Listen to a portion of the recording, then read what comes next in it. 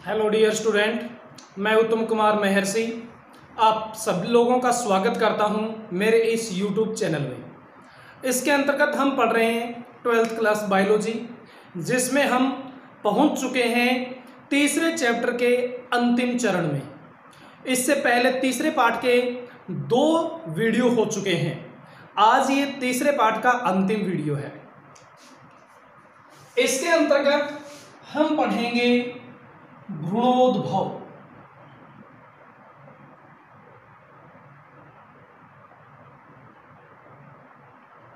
भ्रूणोद्भव जिसको अंग्रेजी में हम एम्ब्रियोजेनेसिस बोल सकते हैं। तो भ्रूणोद्भव क्या है ये हम इस पूरे वीडियो के अंदर पढ़ेंगे। इसके आगे के कुछ चरण भी देखेंगे। इससे पहले हम निषेचन पढ़ चुके हैं। निषेचन के पूर्व जो घटनाएं होती हैं वो भी पढ़ चुके हैं और निषेचन पश्च घटनाएं हमने शुरू कर रखी हैं। निषेचन पश्च घटनाओं में हमने भ्रूणपोष का निर्माण और भ्रूणपोष के प्रकार पढ़ लिए थे। और निषेचन पश्च घटनाओं में दूसरा टॉपिक हम जो पढ़ रहे हैं वो है भ्रूणोद्भव। तो ये भ्रूणोद्भव होता क्या है?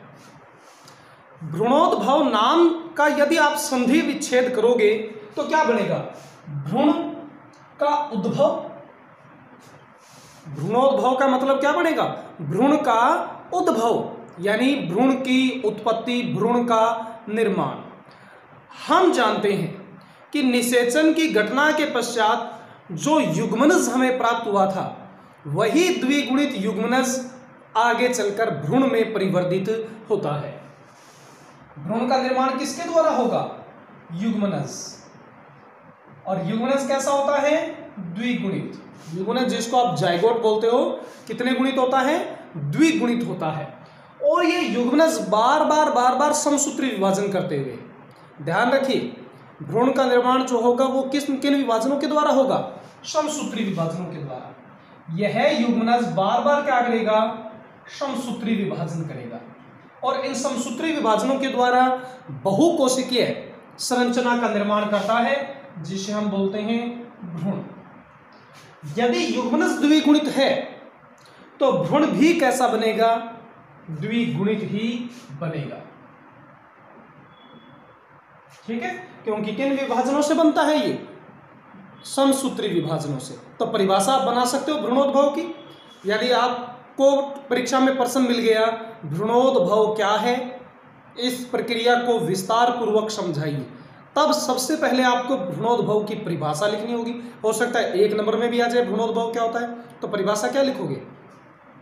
निषेचन की घटना से प्राप्त युग्मनज का बार समसूत्री विभाजन करते हुए बहुकोशिकीय भ्रूण का निर्माण करना भ्रूणोद्भव कहलाता है। यानी युग्मनज के द्वारा बार समसूत्री विभाजन होने से भ्रूण का जो निर्माण होता है, इस प्रक्रिया को अपने क्या बोलते हैं? भ्रूणोद्भव। ध्यान रखिए, चाहे कोई भी जीव हो, उस जीव का निर्माण एक कोशिका से होता है और उस कोशिका को अपने क्या बोलते हैं? युग्मनज, यानी जाइगोट। चाहे जीव बहुकोशिकीय हो, चाहे जीव एक कोशिकीय हो, उसका निर्माण जिस कोशिका से होगा वो एक कोशिका कौन सी होती है? युग्मनज होती है। ठीक है, क्लियर? अब अपने देखते हैं इसकी प्रक्रिया। और वैसे मैं आपको एक बात बता दूं, युग्मनज जो है वो किसके द्वारा बना है? युग्मकोद्भिद पीढ़ी का एक हिस्सा है युग्मनज। और इस युग्मनज के द्वारा आगे चलकर क्या बनता है? बीजाणुद्भिद, यानी भ्रूण जो बनेगा वो जड़ तना पत्ती की संरचना वाला होता है। भ्रूण कैसा होता है? जड़ तना पत्ती की संरचना वाला होता है। इसलिए आप कह सकते हो कि भ्रूण क्या है? एक बीजाणुद्भिद पीढ़ी है। बीजाणुद्भिद पीढ़ी है। इसके पहले क्या थी? युग्मकोद्भिद थी। युग्मकोद्भिद आए थे, नर युग्मकोद्भिद, मादा युग्मकोद्भिद। नर युग्मकोद्भिद से बना नर युग्मक, मादा युग्मकोद्भिद से बना मादा युग्मक। और उन नर और मादा युग्मक ने मिलकर क्या बना लिया था, युग्मनज बना लिया था। नर और मादा युग्मक ने मिलकर क्या बना लिया, युग्मनज बना लिया, जाइगोट बना लिया। और ये जाइगोट ही आगे चलकर किस में बदलता है, बीजाणुद्भिद में। इसलिए आपसे यदि पूछ लिया जाए कि बीजाणुद्भिद पीढ़ी की प्रथम कोशिका कौन सी होती है, तो कौन सी होगी, युग्मनज। कैसे, आपको समझ में आया? नर युग्मक किससे बना, नर युग्मकोद्भिद से। किससे बना, नर युग्मकोद्भिद से। मादा युग्मक किससे बना, मादा युग्मकोद्भिद से। यानी युग्मकोद्भिद पीढ़ी ने किसका निर्माण किया, नर युग्मक और मादा युग्मक का, और उन्होंने निषेचन करके किसका निर्माण कर लिया, जाइगोट का। और उसी जाइगोट से आगे चलकर क्या बन रही है, बीजाणुद्भिद पीढ़ी। तो हम कह सकते हैं कि युग्मनज या जाइगोट जो है वो बीजाणुद्भिद पीढ़ी की प्रथम कोशिका है। क्लियर? तो भ्रूणोद्भव की परिभाषा यहां पर और साथ में कुछ अन्य महत्वपूर्ण बातें भी हमने यहां पर देख ली हैं।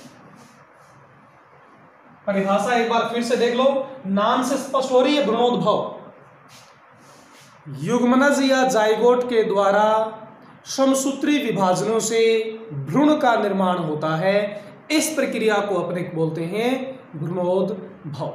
चलिए मैं आपको चित्रों के माध्यम से समझाता हूं कि किस प्रकार से एंजियोस्पर्म पादपों में भ्रूणोद्भव की उत्पत्ति होती है।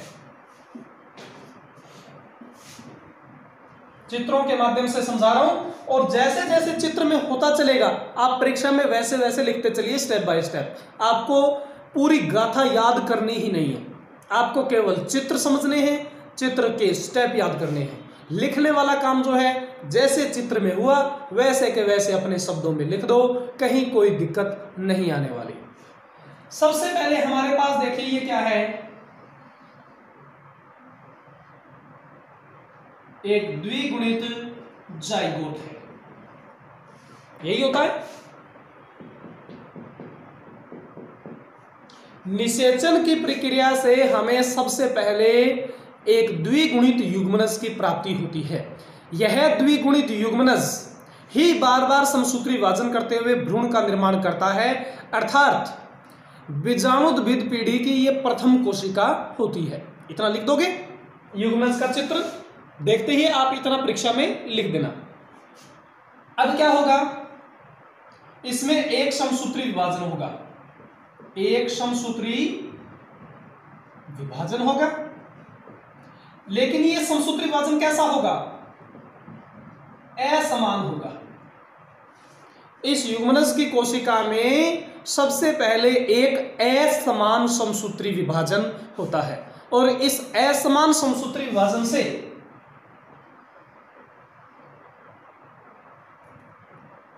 एक छोटी कोशिका, चूंकि समसूत्री विभाजन है इसलिए बनी हुई दोनों कोशिकाएं कैसी होंगी, द्विगुणित होंगी, और एक बड़ी कोशिका की प्राप्ति होती है। दिख रहा है आप लोगों को, ऊपर की ओर एक छोटी कोशिका बनी है, नीचे की ओर एक बड़ी कोशिका बनी है। ऊपर वाली कोशिका को अपने बोलते हैं शीर्ष कोशिका, शीर्ष सेल, और नीचे की सेल को बोलते हैं आधार्य सेल। लेकिन यदि बीजांड में इसकी पोजीशन देखी जाए तो शीर्ष कोशिका है वो किधर की ओर है, निभाग की ओर है। शीर्ष कोशिका किस ओर है, निभाग की ओर है। हम जो देख रहे हैं वो प्रतीप बीजांड में देख रहे हैं, ध्यान रखिएगा। क्यों प्रतीप बीजांड ही हम क्यों देख रहे हैं, क्योंकि अधिकांश एंजियोस्पर्म में जो बीजांड पाया जाता है वो कौन सा होता है, प्रतीप बीजांड होता है, अर्थात उल्टा, जिसमें बीजांड द्वार यानी उसका शीर्ष भाग नीचे की ओर होता है और निभाग ऊपर की ओर होता है। तो यदि बीजांड की स्थिति देखी जाए तो पूरे चित्रों में आप बीजांड को किधर, बीजांड का निभाग किधर मानोगे, ऊपर, और बीजांड द्वार किधर मानोगे, नीचे। यानी जो हम भ्रूणोद्भव की प्रक्रिया देख रहे हैं वो प्रतीप बीजांड में देख रहे हैं। ये युग्मनज कहाँ पर स्थित है, बीजांड में। मैं आपको बाद में ले चलूंगा कि ये प्रक्रिया हमने कहाँ पर देखी है। अभी इतना समझ लो कि ये जो दो कोशिकाएं बनी हैं इनमें एक कोशिका छोटी बनी है, एक कोशिका बड़ी बनी है। तो जो छोटी कोशिका है वो बीजांड के किस ओर है, निभाग की ओर है। परीक्षा में कई बार कंफ्यूजन हो जाता है कि शीर्ष कोशिका छोटी थी या निभाग कोशिका, ये आधारीय कोशिका छोटी थी। तो आप एक बात बताओ, आपके शरीर में सिर छोटा है या आधार छोटा है? सिर छोटा है ना, तो ध्यान रखो शीर्ष कोशिका कैसी होती है? छोटी होती है, और आधारीय कोशिका कैसी होती है? बड़ी होती है।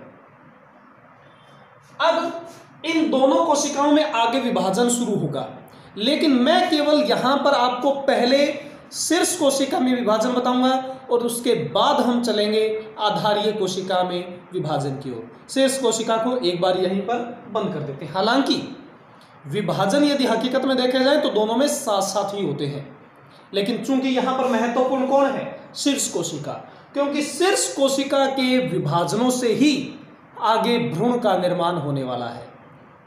ठीक है, शीर्ष कोशिका से ही किसका निर्माण होगा? भ्रूण का। तो चलिए आगे चलते हैं। अब क्या होगा? शीर्ष कोशिका में सबसे पहले, मैं आधारीय कोशिका को नहीं ले रहा हूं, एक बार बाद में देखेंगे, उसको छोड़ देते हैं इसको बिल्कुल ही। अब शीर्ष कोशिका में क्या होगा? सबसे पहले एक लंबवत विभाजन होता है, अनुदैर्घ्य विभाजन होता है। इस प्रकार से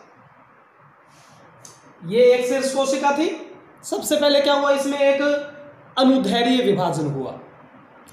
ठीक है, अनुदैर्घ्य विभाजन होने से दो कोशिकाओं की प्राप्ति हो गई। अनुदैर्घ्य विभाजन होने से कितनी कोशिकाओं की प्राप्ति होगी? दो कोशिकाओं की प्राप्ति होगी। एक ही होगी, एक ही होगी। दिख रही है आपको? कितने कोशिकीय अवस्था आ गई? 2 सेल स्टेज। कितने सेल स्टेज आ गई अब शीर्ष कोशिका की? यानी भ्रूण की कौन सी कोशिका, कौन सी अवस्था आ गई? भ्रूण की 2 कोशिकीय अवस्था आ चुकी है। ध्यान रखेंगे, सबसे पहला विभाजन कौन सा होता है? अनुदैर्घ्य। अब आगे इसमें एक विभाजन और होगा। विभाजन सारे समसूत्री होने वाले हैं। अब जो विभाजन होगा वो इस अनुदैर्घ्य होगा, लेकिन इसके लंबवत होगा।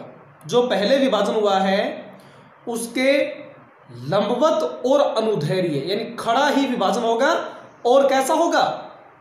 पहले के लंबवत होगा। यदि मैं आपको यहां पर एक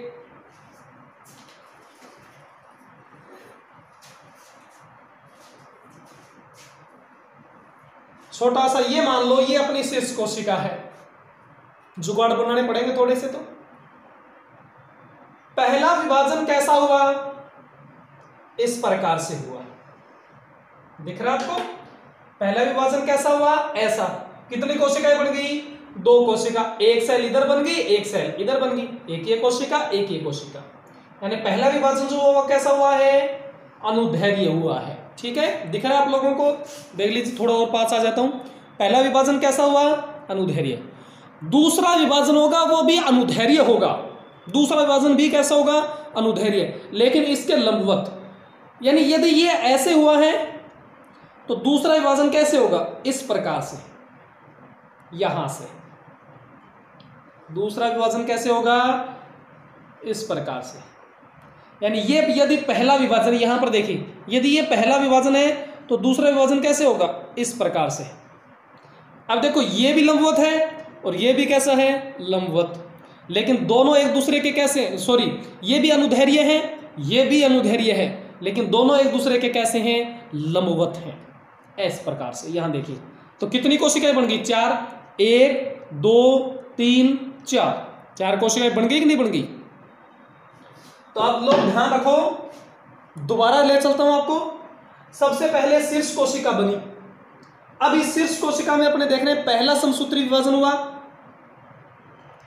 कौन सा हुआ पहला समसूत्री विभाजन? इसमें अनुदैर्घ्य, जिससे कितनी कोशिकाएं बनी? 2 कोशिकाएं।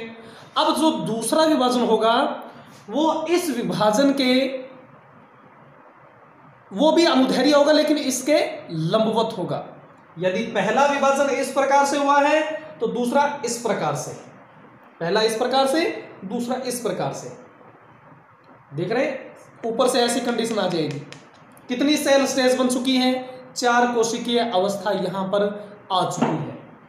मैं यदि चित्र में इसको बनाने का प्रयास करूं तो चित्र में आप लोग किस प्रकार से बनाओगे इसको?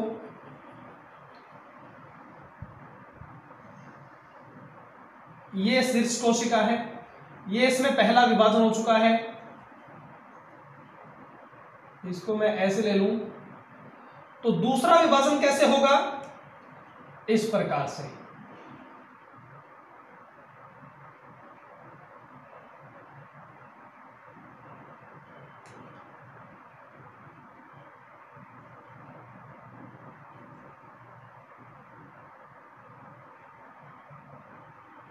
ठीक है, यदि पहला विभाजन इस प्रकार से होगा, दूसरा इस प्रकार से होगा।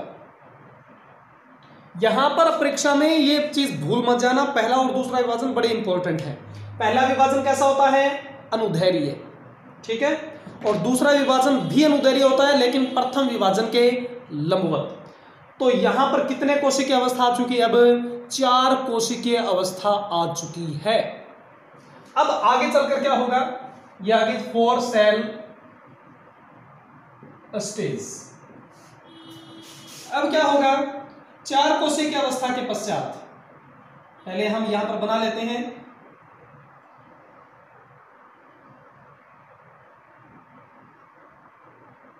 ये पहला विभाजन, ये दूसरा विभाजन हो चुका है,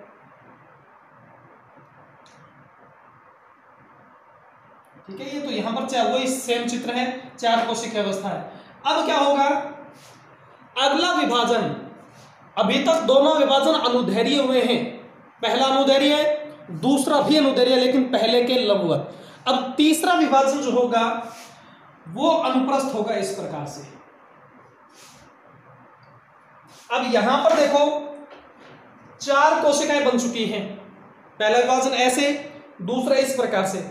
अब कैसे होगा विभाजन, इस प्रकार से, यानी इन सभी को 2 भागों में बांटते हुए। ये चारों कोशिकाएं कैसे बनी थी, 1 2 3 4 इस प्रकार से बनी थी। अब इसको हम काट दें तो 4 ये ऊपर वाली और 4 नीचे वाली। कितने कोशिकीय अवस्था बन चुकी है, अब 4 ऊपर और 4 नीचे, कितने कोशिकीय अवस्था बन गई, 8 सेल स्टेज। कितने कोशिकीय अवस्था आ गई, 8 कोशिकीय अवस्था। पहला विभाजन अनुदैर्घ्य, दूसरा विभाजन भी अनुदैर्घ्य लेकिन पहले के लंबवत, और तीसरा विभाजन अनुप्रस्थ। ये 4 कोशिकाएं बन चुकी थी इस प्रकार से। यहां पर देखो 1 2 3 4 ऐसे 4 बनी थी। अब इन चारों को ऐसे ऐसे मानो 4 बन गई, 4 उंगलियां ऐसे कर लो। अब 4 उंगलियों को यदि आप ऐसे काटोगे, 4 उंगलियां बन गई, ये देखो सामने 4 उंगलियां ना, ऐसे काट दो तो 4 तो ऊपर रह जाएंगी, 4 नीचे रह जाएंगी। कितने कोशिकीय अवस्था आ गई, 8 कोशिकीय अवस्था आ गई। अब क्या होगा अगले स्टेज में, अगले विभाजन देखते हैं 8 कोशिकीय अवस्था के पश्चात क्या होता है।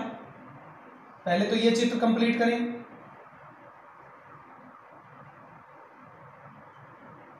ये शीर्ष कोशिका है, पहला विभाजन अनुदैर्घ्य, दूसरा विभाजन भी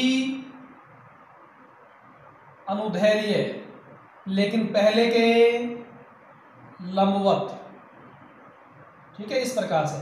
और तीसरा विभाजन कैसे हुआ, अनुप्रस्थ, जिससे कैसी अवस्था आ गई, 8 कोशिकीय अवस्था। अब क्या होगा, अब इन 8 कोशिकाओं में परिणत विभाजन होगा। परिणत मतलब जैसे मान लो ये कोशिका है, ठीक है, अब यदि इस कोशिका में विभाजन, ये इसकी सरफेस है दोनों, यदि इनके समांतर हो विभाजन, तब इसको हम क्या बोलेंगे, पेरिक्लिनल डिवीजन। अब ये पेरिक्लिनल है यानी परिणत है। इसके विपरीत यदि मान लो ये कोशिका है और विभाजन इस प्रकार से अनुदैर्घ्य हो, यानी इनकी जो सरफेस है उनके लंबवत अनुदैर्घ्य विभाजन हो, तब इनको हम क्या बोलेंगे, एंटीक्लिनल यानी अपनत। ये विभाजन कैसा है, परिणत है, और ये विभाजन कैसा है, अपनत, यानी पेरिक्लिनल और एंटीक्लिनल। इन दोनों डिवीजन को आप ध्यान रखोगे, बार बार ये नाम आपके किताब में आएंगे, इसलिए अच्छी तरह से ध्यान रखोगे कि अपनत क्या होता है, परिणत क्या होता है। अब 8 कोशिकीय अवस्था में हमारे पास क्या आ चुकी है 8 कोशिकी अवस्था। अब इसमें क्या होगा, परिणत विभाजन होगा। जितनी भी 8 कोशिकाएं सभी में परिणत विभाजन इस प्रकार से, ये इसकी सरफेस है, इस प्रकार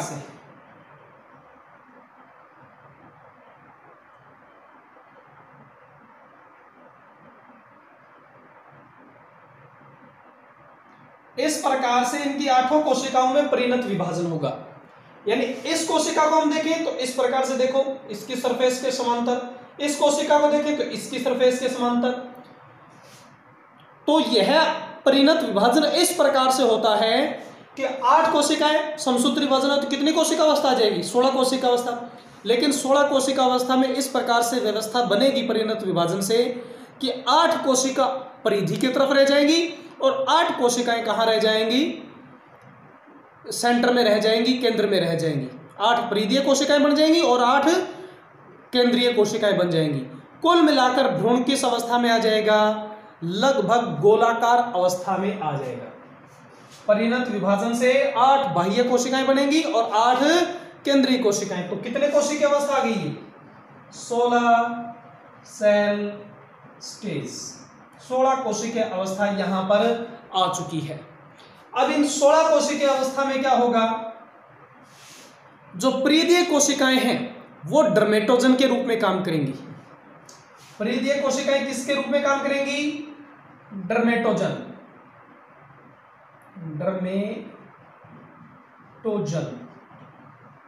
नाम समझ में आ रहा है। आप 11वीं क्लास में पढ़ चुके हो ये चीजें कि किस प्रकार से भ्रूण का भविष्य निर्धारित होता है, किन कोशिकाओं से, किन ऊतकों से कौन से पार्ट बनते हैं, ये आप पहले पढ़ चुके हो 11वीं क्लास में। तो डर्मेटोजन ऊतक जो बनेगा वो किन से बनेगा, 8 परिधीय कोशिकाओं से बनेगा। 16 कोशिकीय अवस्था में जो परिधीय कोशिकाएं हैं वो किसका निर्माण करेंगी, डर्मेटोजन ऊतक का निर्माण करेंगी। और केंद्रीय ऊतक जो है वो 2 का निर्माण करेगा। केंद्रीय ऊतक किन किन का निर्माण करेगा, एक तो भरण विभजोतक का,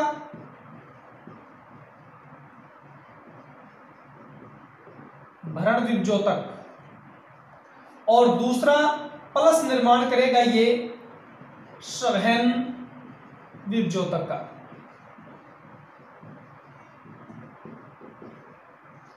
यानी 16 कोशिकीय अवस्था में 8 कोशिकीय अवस्था जो आई है वो आगे चलकर किसका निर्माण कर लेगी, डर्मेटोजन का। और जो केंद्रीय 8 कोशिकाएं, परिधीय 8 कोशिकाएं किसका निर्माण कर लिया, डर्मेटोजन का। और केंद्रीय 8 कोशिकाएं किसका निर्माण कर लेंगी, बार बार विभाजन करते हुए भरण विभजोतक और संवहन विभजोतक का। जिससे कैसी अवस्था आ जाएगी, इस 16 कोशिकीय अवस्था के पश्चात जब ये बार बार विभाजन करेंगी, डर्मेटोजन या भरण विभजोतक या संवहन विभजोतक के रूप में बदलेंगी, तब इसकी आकृति कैसी हो जाएगी, गोलाकार आकृति हो जाएगी। अब यहां तक तो हम ये चित्र बना रहे हैं, इसके आगे का चित्र कैसे बनेगा वो मैं इनको साफ करके बना रहा हूं, बोर्ड पर इतनी जगह नहीं है इसलिए मिटाकर इन्हें मैं बना रहा हूं। यहां तक आप चित्र अपनी कॉपी में बना लीजिएगा और उसके पश्चात हम चल रहे हैं, यानी 16 कोशिकीय अवस्था के पश्चात क्या होगा।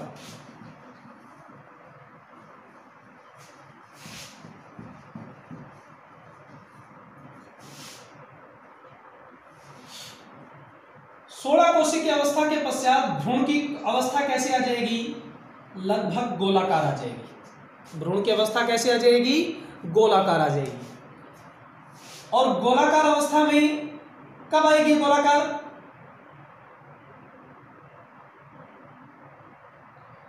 ये गोलाकार क्यों हुई आकृति, क्योंकि परिधीय जो है कोशिकाएं वो बार बार विभाजन करते हुए डर्मेटोजन का निर्माण कर रही है।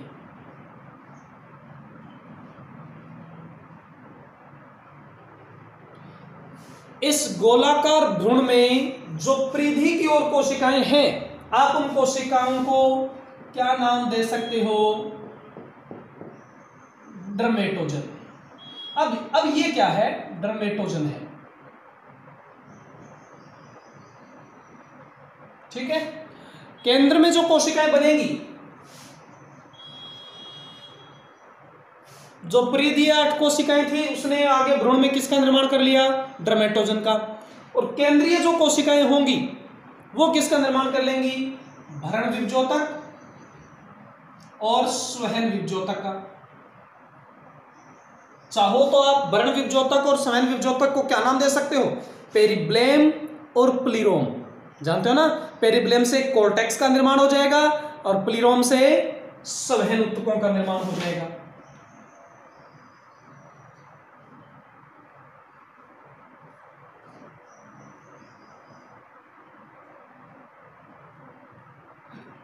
तो इस प्रकार से ये केंद्रीय उत्तक जो बन चुके हैं, इनका नाम क्या है? भरण विभ्योतक। और साथ में केंद्र में जो बने हैं उनको आप क्या कह सकते हो? स्वहन विभ्योतक। ठीक है, बन गए।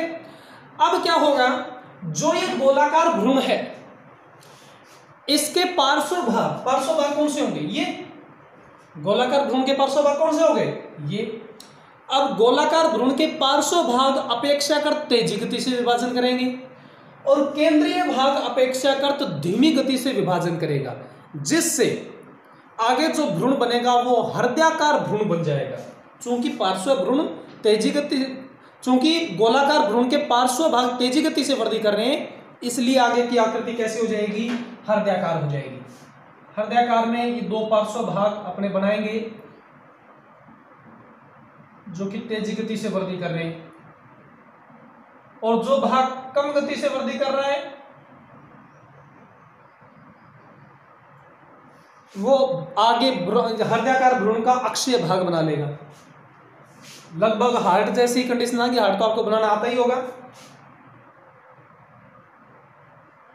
लेकिन आपको इस प्रकार से कोशिकाएं दिखानी है इसके अंदर।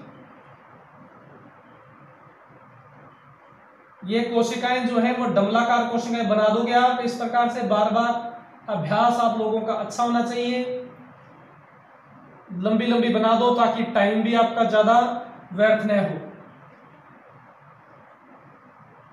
ठीक है, चित्रों का अभ्यास आप लोग बार बार करते रहिए ताकि ज्यादा समय परीक्षा में न ले। ठीक है, ये लगभग हृदयाकार कंडीशन आ गई है और अंदर की कोशिकाएं आप बड़ी बड़ी इस प्रकार से बना दो। जैसे आप बेंजीन बनाते हो ना केमिस्ट्री के अंदर, लगभग वैसी पंचफल की और षटफल की कोशिकाएं यहां पर आप बना सकते हो। टेढ़ी मेढ़ी कैसी बना दो कोशिकाएं, तो कैसी भी हो सकती हैं। बहुफल की इनकी आकृति होती है।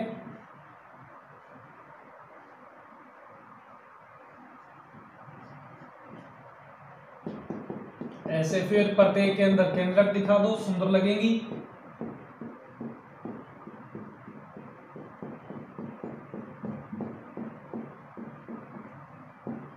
अब ये भ्रूण कैसी आकृति में आ चुका है? हृदयाकार आकृति में आ चुका है। ये पार्श्व भाग हैं जो तेजी गति से वृद्धि करते हुए थोड़े आगे निकल गए, और ये केंद्रीय भाग है जिसने अपेक्षाकृत धीमी वृद्धि की है। तो ये इसके हृदयाकार भ्रूण के पार्श्व भाग हो गए, और इसको हम क्या कहेंगे? अक्षीय भाग। हम कहां तक पहुंच चुके हैं? हृदयाकार भ्रूण तक पहुंच चुके हैं। अब हम देखेंगे आधारीय कोशिका को। भूल मत जाना, आधारीय कोशिका। हमने केवल ये विभाजन किसमें देखे हैं? शीर्ष कोशिका में, क्योंकि भ्रूण जो बनता है वो वास्तव में प्रमुख रूप से किससे बनता है? इस शीर्ष कोशिका से बनता है। तो मैं एक बार आपको दोबारा बता देता हूं। सबसे पहले क्या हुआ? सबसे पहले आपके पास युग्मनज था। उस युग्मनज में क्या हुआ? एक असमान समसूत्री विभाजन हुआ। असमान समसूत्री विभाजन से शीर्ष की ओर बनी, यानी बीजांड के निभाग की ओर, यानी ऊपर की ओर बनी शीर्ष कोशिका, और नीचे की ओर बनी आधारीय कोशिका। शीर्ष कोशिका में क्या हुआ? शीर्ष कोशिका में एक और विभाजन हुआ, और उस विभाजन से पहला विभाजन कैसा हुआ? अनुदैर्घ्य विभाजन। अनुदैर्घ्य विभाजन से दो कोशिकाएं बन गई। फिर दूसरा विभाजन जो हुआ वो भी अनुदैर्घ्य हुआ, लेकिन पहले विभाजन के लंबवत हुआ, जिससे चार कोशिकीय की अवस्था आ गई। अब इस चार कोशिकीय की अवस्था के पश्चात एक अनुप्रस्थ विभाजन हुआ, और उस अनुप्रस्थ विभाजन से 8 कोशिकीय की अवस्था आ गई। 8 कोशिकीय अवस्था आने के पश्चात एक परिणत विभाजन हुआ और परिणत विभाजन से क्या हुआ, परिणत विभाजन से 16 कोशिकीय अवस्था आ गई।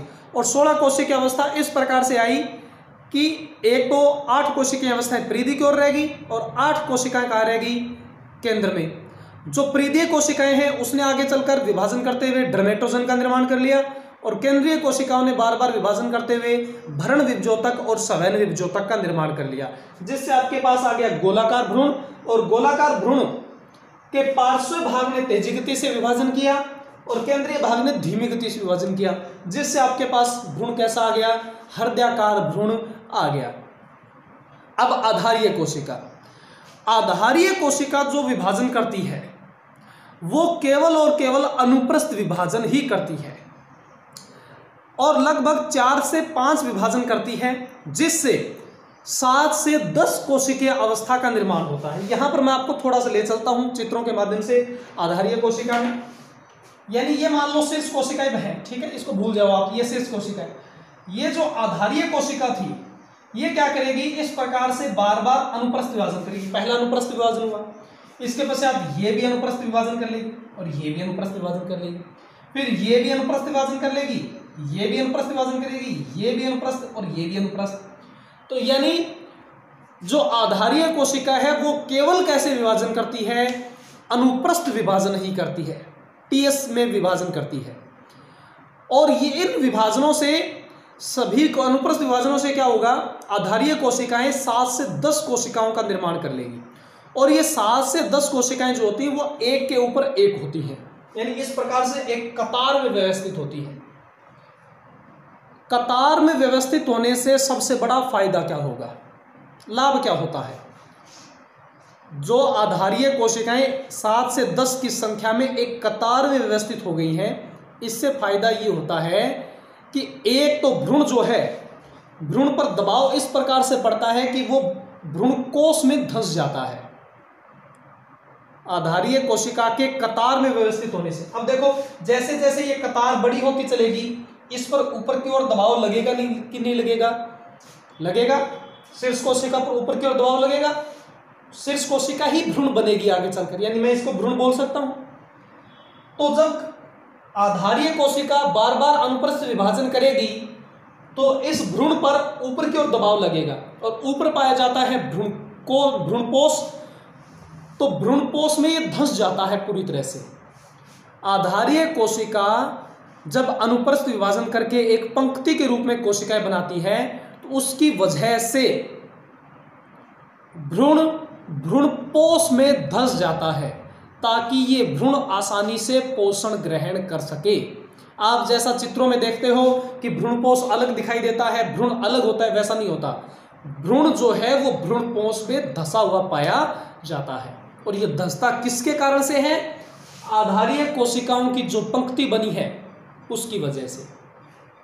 और 7 से 10 कोशिकीय जो आधारीय कोशिका बनी है उसको हम बोलते हैं निलंबक, यानी इस 7 से 10 कोशिकीय अवस्था को आप क्या बोलोगे, निलंबक बोलोगे, ठीक है। निलंबक में जो सबसे नीचे की ओर कोशिका होती है, नीचे की ओर कोशिका यानी बीजांड द्वार की ओर जो कोशिका होती है वो सबसे बड़ी, फूली हुई और इस प्रकार से वी की आकृति बनाती हुई पाई जाती है। किस प्रकार की शेप बनाती है, ये वी आकार की शेप बनाती है। इसको अपने बोलते हैं चुस्सक कोशिका। क्या बोला जाता है इसको, चुस्सक कोशिका। चुस्सक कोशिका नाम से ही बता रही है कि ये भ्रूणपोष से पोषण ग्रहण करने में मदद करेगी। निलंबक का प्रमुख काम क्या है, निलंबक का प्रमुख काम है भ्रूण को पोषण प्रदान करने में मदद करना। पहली मदद इसने कैसे की, भ्रूण को धंसा दिया भ्रूणपोष में, और दूसरी मदद इसकी चुस्सक कोशिका कर रही है जो कि भ्रूणपोष से पोषण चूसने का काम करेगी, ग्रहण करने का काम करेगी। इस चुस्सक कोशिका का दूसरा नाम होता है आस्य कोशिका, आस्य सेल, ठीक है। चुस्सक कोशिका का दूसरा नाम क्या होता है, आस्य कोशिका।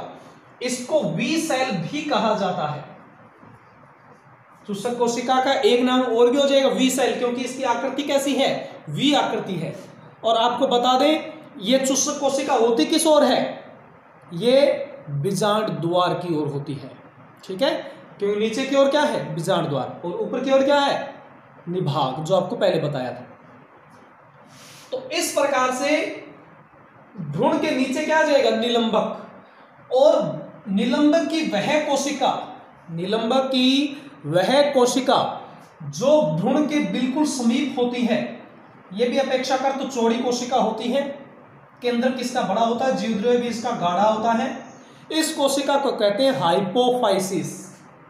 निलंबक की वह कोशिका जो भ्रूण के बिल्कुल समीप होती है उसको क्या बोलते हैं, हाइपोफाइसिस।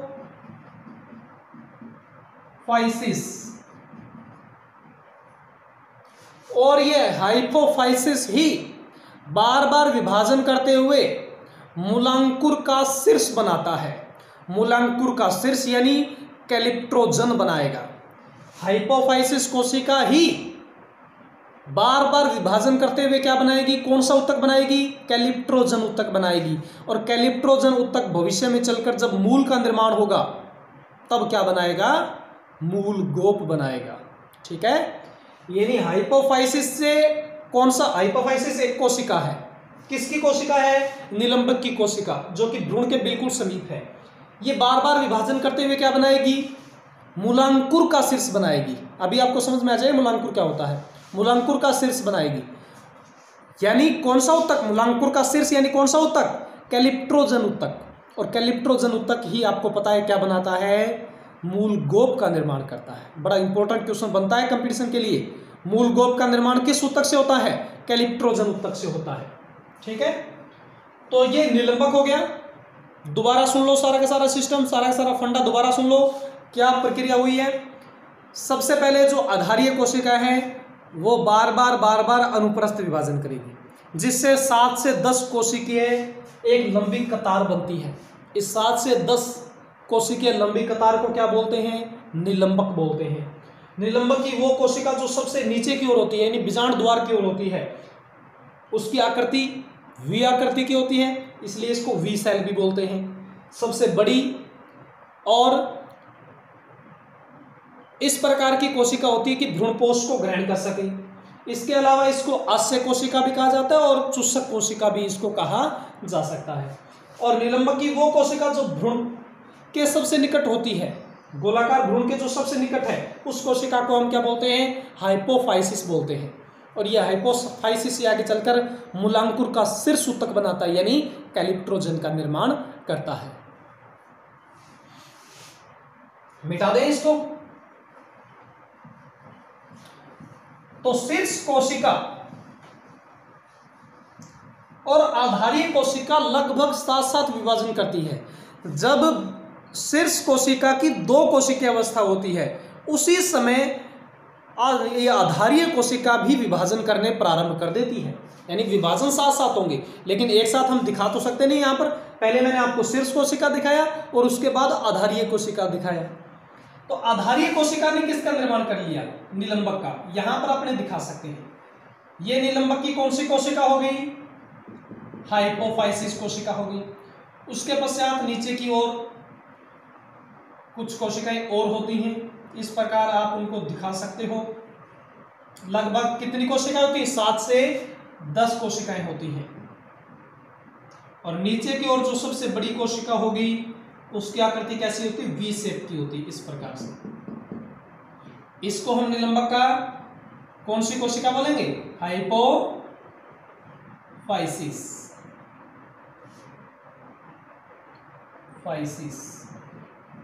और इसको कौन सी कोशिका बोलते हैं, आस्य कोशिका या चूसक कोशिका।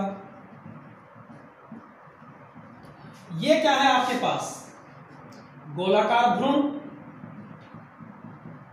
गोलाकार भ्रूण। और नीचे की ओर ये क्या है आपके पास, ये है निलंबक। ठीक ऐसा ही निलंबक कहां बनेगा, इस हृदयाकार भ्रूण के नीचे बनेगा। अब बार बार हम इसको नामांकित नहीं करेंगे, इसके नीचे हमने ये क्या दिखा दिया,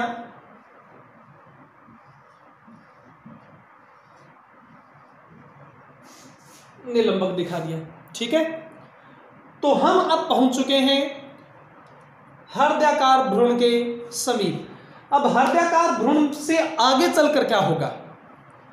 आगे चलकर ये पार्श्व भाग जो है, हृदयाकार भ्रूण के पार्श्व भाग, ये तो बीज पत्रों का निर्माण कर लेंगे और अक्षीय भाग भ्रूण के अक्षीय भाग का निर्माण कर लेगा।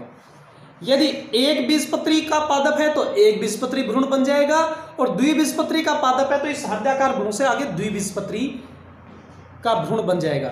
यानी चाहे एक बीजपत्री पादप हो चाहे द्विबीजपत्री पादप हो, भ्रूणोद्भव की जो क्रिया है वो हृदयाकार भ्रूण तक सेम होती है। परिवर्तन एक बीजपत्री भ्रूण बनने में और द्विबीजपत्री भ्रूण बनने में इसके बाद के होते हैं। यहां तक चाहे एक बीजपत्री हो चाहे द्विबीजपत्री हो, सेम कंडीशन रहेगी। ठीक है,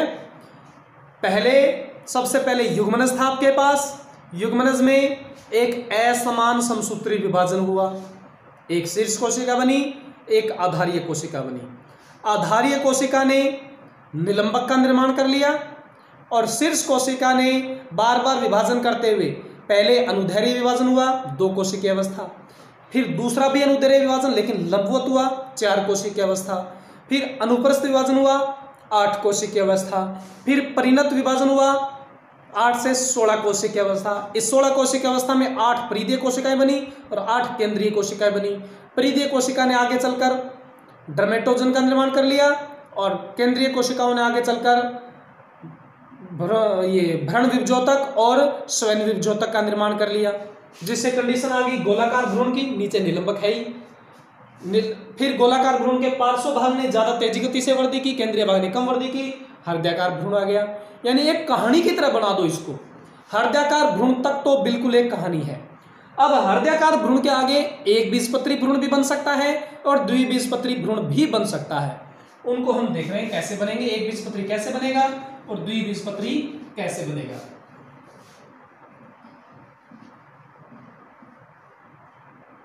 ध्यान रखें, हृदयाकार भ्रूण के पार्श्व भाग किसका निर्माण करेंगे? बीजपत्र का। हृदयाकार भ्रूण के पार्श्व भाग किसका निर्माण करेंगे? बीजपत्रों का।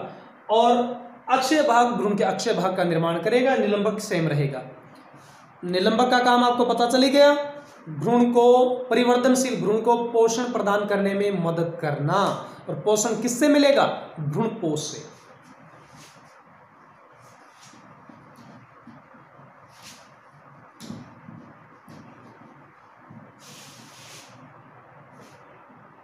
अब मैं एक बीजपत्री और द्विबीजपत्री दोनों भ्रूण बना रहा हूं।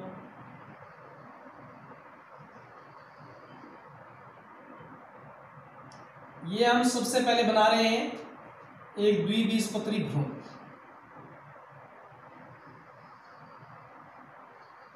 ध्यान से देख लीजिएगा किस प्रकार से ये बन रहा है।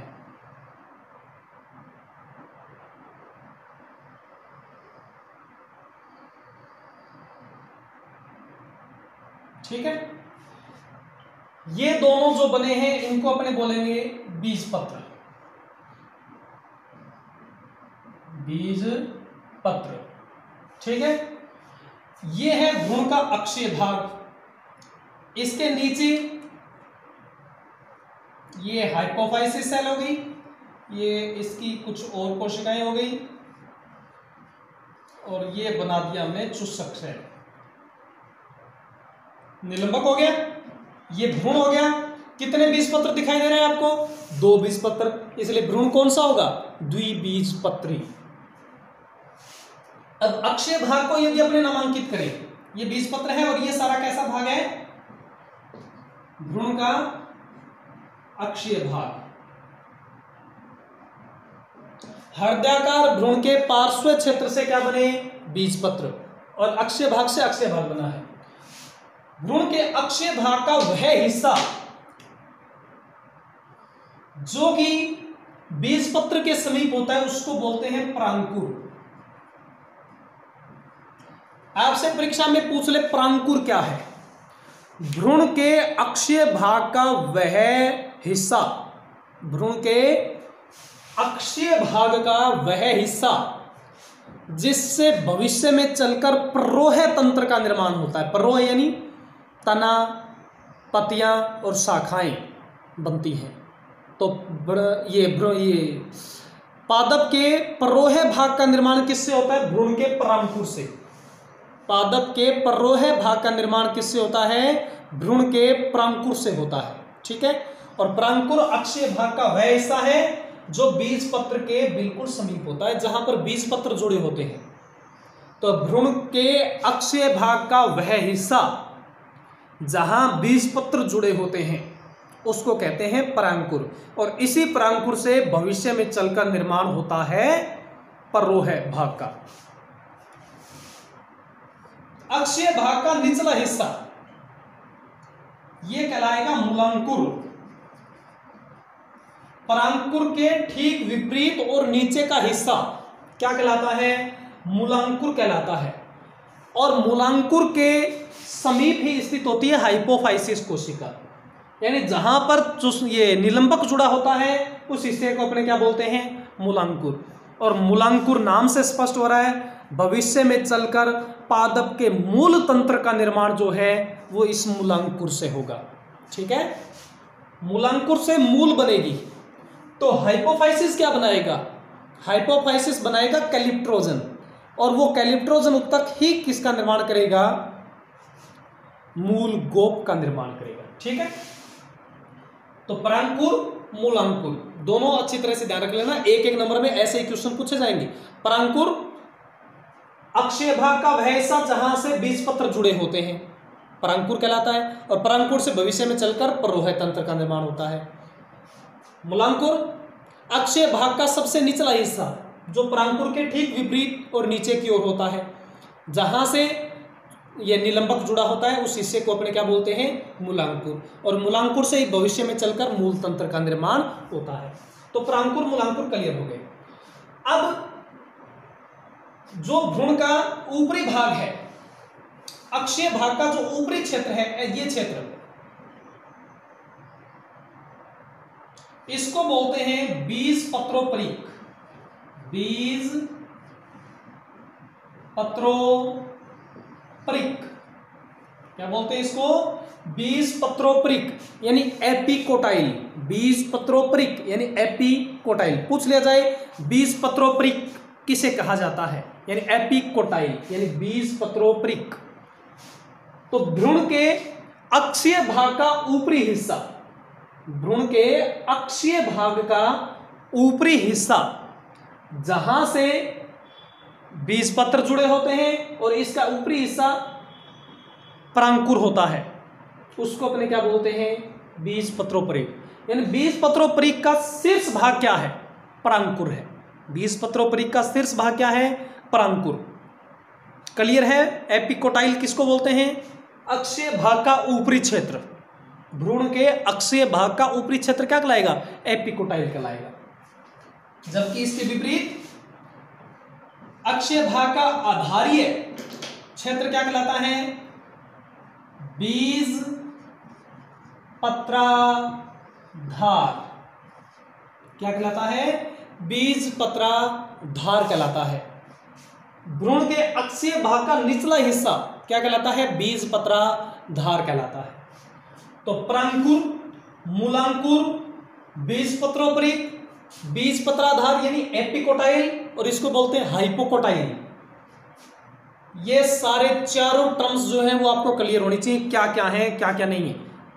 परांकुर, मूलांकुर, एपिकोटाइल, हाइपोकोटाइल, ये आप लोगों को क्लियर होनी चाहिए, एक नंबर में पूछी जा सकती है। और ये चारों क्या हैं? इस अक्षीय भाग से ही संबंधित है। ये आपके सामने जो चित्र बना है ये द्विबीजपत्री भ्रूण का चित्र है। किसका चित्र है? ये द्विबीजपत्री भ्रूण का चित्र है। क्लियर? द्विबीजपत्री भ्रूण में बीज पत्र जो है वो परांकुर के पार्श्व में है। ध्यान रखिए, भ्रूण के अक्षीय भाग के जो परांकुर हिस्सा है इसके पार्श्व में है ये बीज पत्र। कितने बीज पत्र हैं? 2। द्विबीजपत्री भ्रूण में 2 बीज पत्र होते हैं और परांकुर के पार्श्व में होते हैं। अब मैं आपको बनाता हूं एक बीजपत्री भ्रूण। एक बीजपत्री भ्रूण किस प्रकार से बनेगा? स्क्रीन को रोककर, वीडियो को रोककर आप इस चित्र को आसानी से बना सकते हैं। और एक एक टर्म जो मैंने आपको बताई है बार बार बोलकर वो आप लोग अच्छी तरह से याद कर लीजिएगा, कंठस्थ कर लीजिएगा। अब एक बीजपत्री भ्रूण का चित्र। एक बीजपत्री में परांकुर जो है वो थोड़ा नुकीला होता है। ये परांकुर बनाया थोड़ा नुकीला है। इस परांकुर को ढकते हुए ये पाया जाता है बीजपत्र, इस प्रकार से। ये जो चित्र बना इसके नीचे वही निलंबक, ठीक है, इसके नीचे तो निलंबक हो गई होगा। ये है एक बीजपत्री का चित्र, ये है परांकुर। परांकुर ये है तो ये क्या होगा, मूलांकुर। ये अक्षीय भाग है सारा सारा। ये क्या है, अक्षीय भाग। अक्षीय भाग का शीर्ष हिस्सा क्या कहलाता है, परांकुर, जहां से बीजपत्र जुड़े रहते हैं। परांकुर से जुड़े हुए बीजपत्र। कितने बीजपत्र हैं, एक बीजपत्र है।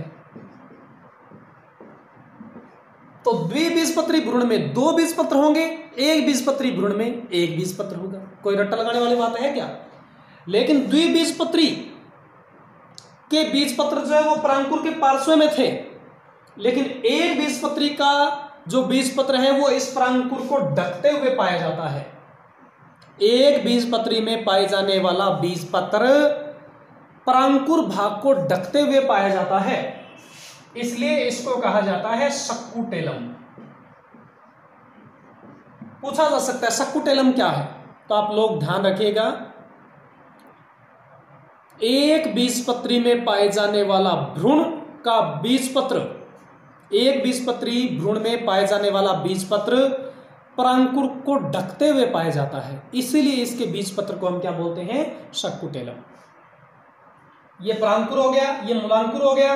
अब आपको पता है अक्षीय भाग का शीर्ष क्षेत्र क्या कहलाएगा, अक्षीय भाग का शीर्ष क्षेत्र क्या कहलाएगा, बीजपत्रोपरिक। क्या कहेंगे इसको, बीजपत्रोपरिक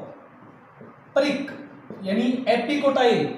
और इसको क्या बोलेंगे, आधारीय क्षेत्र को, आधारीय क्षेत्र को क्या बोलेंगे, हाइपोकोटाइल यानी बीजपत्राधार, बीजपत्राधार।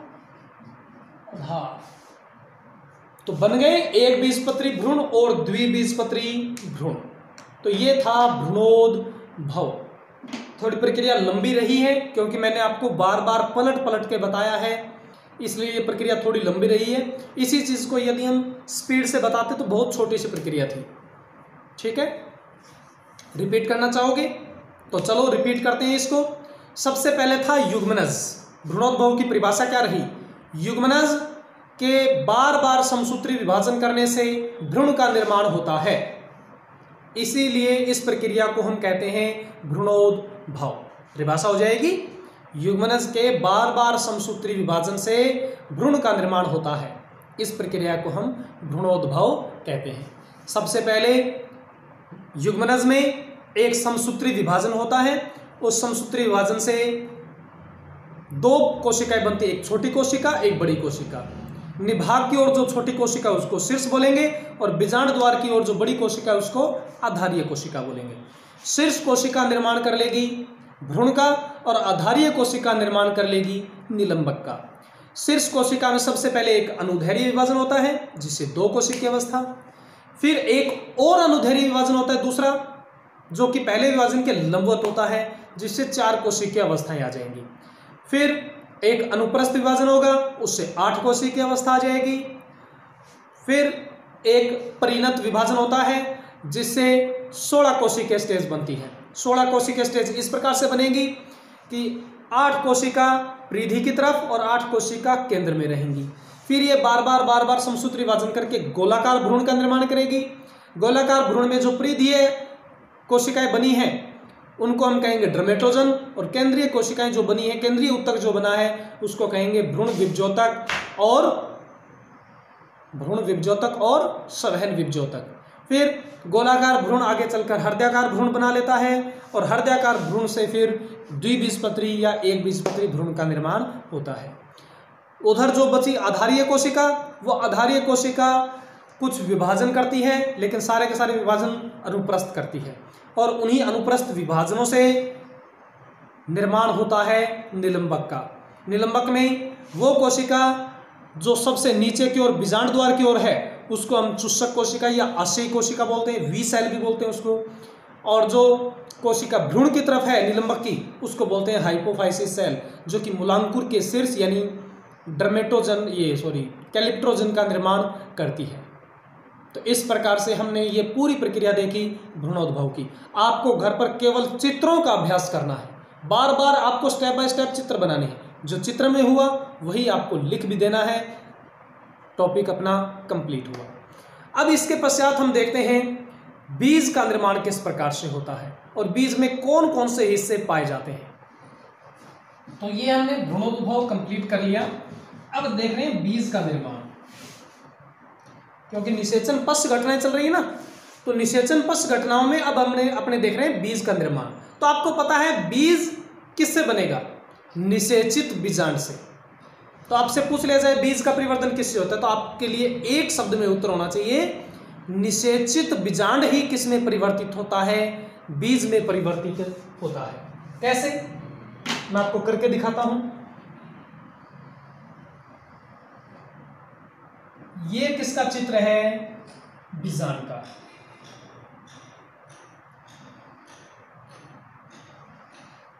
मेरी तरह आप लोगों का भी अभ्यास इतना होना चाहिए कि जो चित्र है वो काफी स्पीड से बने, और जितना अभ्यास होगा चित्र उतना जल्दी बनेगा। चित्र जल्दी बनेगा तो आपका परीक्षा में समय बच जाएगा, बचे हुए समय में आप कलाकारी भी दिखा सकते हैं। और जैसे जैसे मैं ये बीज का निर्माण बनाता चलूंगा, आपको बताता चलूंगा कि कौन सा भाग क्या हुआ उसका, क्या नहीं हुआ। ये बीजांड है, आप लोगों ने अच्छी तरह से पढ़ा होगा कि बीजांड किस प्रकार से है, किस प्रकार से उसका चित्र बनता है, कहां पर क्या होता है, सारा देखा आपने। जब निषेचन की प्रक्रिया हो रही थी तो सहायक कोशिकाएं क्या हो चुकी थी, नष्ट, और इस मादा युग्मक ने क्या बना लिया था, युग्मनज का निर्माण कर लिया था निषेचन से। ठीक है, हो गया था निषेचन से युग्मनज का निर्माण। यहां पर ये जो द्विध्रुवीय कोशिका थी, इस द्विध्रुवीय कोशिका ने क्या किया, निषेचन से त्रिगुणित प्राथमिक भ्रूणपोष कोशिका बनाई और उससे बन गया भ्रूणपोष। प्रतिव्यासांत या एंटीपोडल सेल क्या हो जाती हैं, नष्ट हो जाती हैं। ये ऊपर की ओर क्या बन गया, बार बार विभाजन करते हुए त्रिगुणित भ्रूणपोष का निर्माण हो गया। और इस युग्मनज ने क्या कर लिया, भ्रूण का निर्माण कर लिया। अभी अभी हमने देखा है भ्रूणोद्भव, तो युग्मनज ने किसका निर्माण कर लिया, भ्रूण का निर्माण। कैसे किया वो देख लो। यहां पर ये मान लो द्विबीजपत्री भ्रूण है, एक बीजपत्र, दो बीजपत्र, ये इसका अक्षीय भाग हो गया, और इसके नीचे ये क्या हो गया, निलंबक। इस प्रकार से ये भ्रूण बन गए इसमें। अब जब निलंबक बन रहा होता है तो ये निलंबक क्या करता है, इस भ्रूण को भ्रूणपोष में धकेल देता है, इस प्रकार से। भ्रूण किस में धसा हुआ है, भ्रूणपोष में धसा हुआ है। किसकी वजह से, इस निलंबक की वजह से। और दूसरा ये निलंबक क्या करता है, इस भ्रूण को एक निश्चित कंडीशन में, एक निश्चित पोजीशन में बनाकर रखता है, इसको इधर उधर गिरने नहीं देता, निश्चित पोजीशन में बनाकर रखता है इसको। ठीक है, इस प्रकार से ये हो रहा है। अब क्या होगा, ये जो बीजांड व्रंत है ये बीज व्रंत में बदल जाएगा। बीजांड व्रंत किस में बदल जाएगा, बीजांड व्रंत किस में बदल जाएगा, बीज व्रंत में बदल जाएगा। और बीज व्रंत में बदलने से क्या होगा, आपने देखा होगा मटर में बीज को जोड़े कौन रखता है, मटर में बीज को कौन जोड़े रखता है, एक छोटा सा व्रंत नुमा भाग जोड़े रखता है, उसको अपने बोलते हैं बीज व्रंत। तो बीज व्रंत किससे बनता है, बीजांड व्रंत से। बीज व्रंत किससे बनता है, बीजांड व्रंत से बनता है। तो ये बन गया बीज व्रंत। ठीक है, और अध्यावरण किसका निर्माण कर लेंगे, बीज चोल का निर्माण कर लेंगे। ये अध्यावरण किसका निर्माण कर लेंगे, बीज चोल का निर्माण कर लेंगे। बीज चोल यानी बीज का आवरण, बीज चोल यानी बीज का आवरण बना लेंगे। तो जाहिर सी बात है 2 अध्यावरण है तो कितने आवरण बनेंगे बीज के?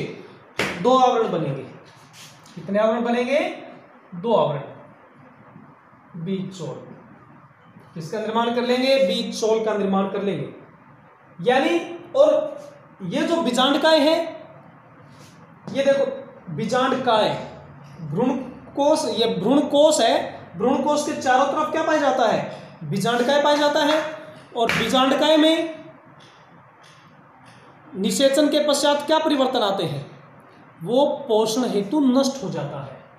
लेकिन अपवाद स्वरूप काली मिर्च के अंदर बीजांडकाय जो है वो प्री भ्रूणपोष के रूप में शेष बचता है। यहां पर देखो ये भ्रूणपोष बना ना, ये क्या बन गया? भ्रूणपोष। तो इसके चारों ओर यदि कुछ बचा रह जाएगा तो वो क्या होगा? भ्रूणपोष के चारों तरफ होगा ना, इसलिए इसको बोलेंगे प्री भ्रूणपोष। तो कुछ ही पादप ऐसे हैं जैसे कि काली मिर्च में बीजांडकाय पूरी तरह से पोषण हेतु नष्ट नहीं होता, वो प्री भ्रूणपोष के रूप में शेष बचा रह जाता है। तो अब बनाते हैं अपने बीज का चित्र। किसका चित्र बनाने जा रहा हूं मैं? बीज का चित्र।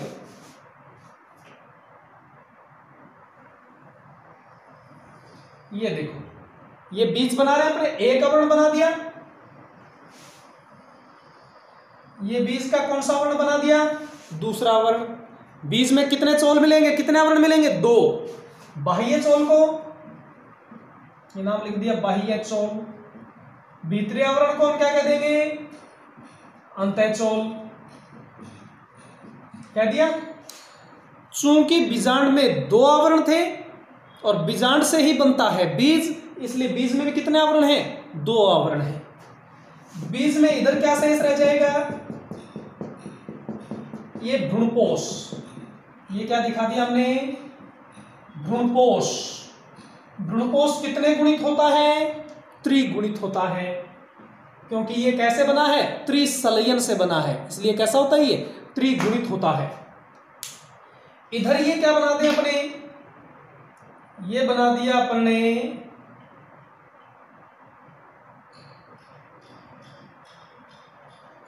ये भ्रूण का अक्षीय भाग है। ये यहां पर हमने क्या दिखा दिया? निलंबक दिखा दिया। ये इसके हम क्या दिखा देते हैं? बीजपत्र दिखा देते हैं।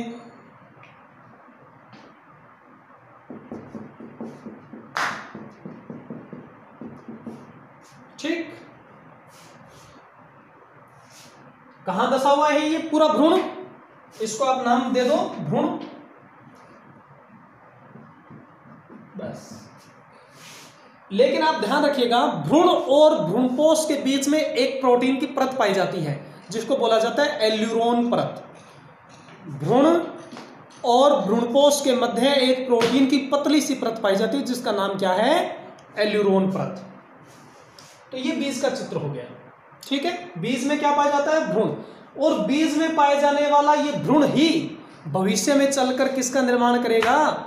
नए प्लांटलेट, नए छोटे पादप का या भविष्य के पादप का निर्माण करेगा। ठीक है, क्लियर? अब मैं आपको छोटी छोटी बातें बताता हूं इससे संबंधित, बीज से संबंधित। बीज का चित्र तो आप बना दोगे, कुछ छोटे छोटे टॉपिक और भी बच जाते हैं अपने लिए इसके अंदर, उनकी चर्चा मैं आप लोगों के सामने कर रहा हूं। सबसे पहले अपने देख लो परिभ्रूणपोष। परिभ्रूणपोष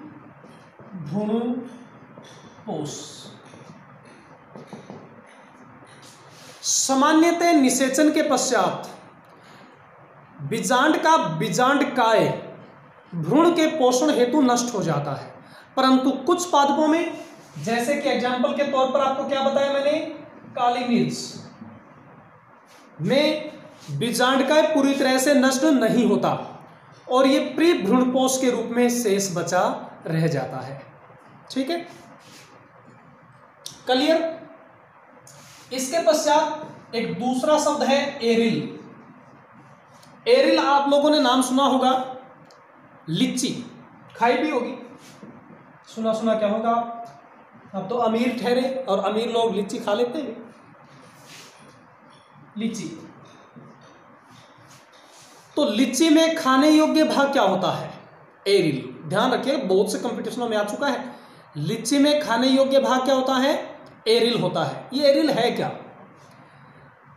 कुछ पादपों के बीजों में इनके बीजचोल के चारों तरफ कुछ मांसल भाग पाया जाता है। तो बीजचोल के चारों तरफ पाए जाने वाले मांसल भाग को क्या बोलते हैं? एरिल। बीजचोल के चारों तरफ पाए जाने वाले मांसल भाग को क्या बोलते हैं? एरिल। तो एरिल किस में पाया जाता है? लीची में। इसके बाद आगे एक शब्द है केरेंकल। केरेंकल, ये केरेंकल क्या चीज है? बीजांड में बीजांड द्वार के समीप एक सफेद रंग की संरचना पाई जाती है। सभी पादपों में नहीं होती है। कुछ पादपों के बीजांड में बीजांड द्वार के समीप एक सफेद रंग की अतिवृद्धि पाई जाती है, जिसको कहा जाता है केरेंकल। केरेंकल का एग्जाम्पल यदि देखा जाए तो यूफोर्बिया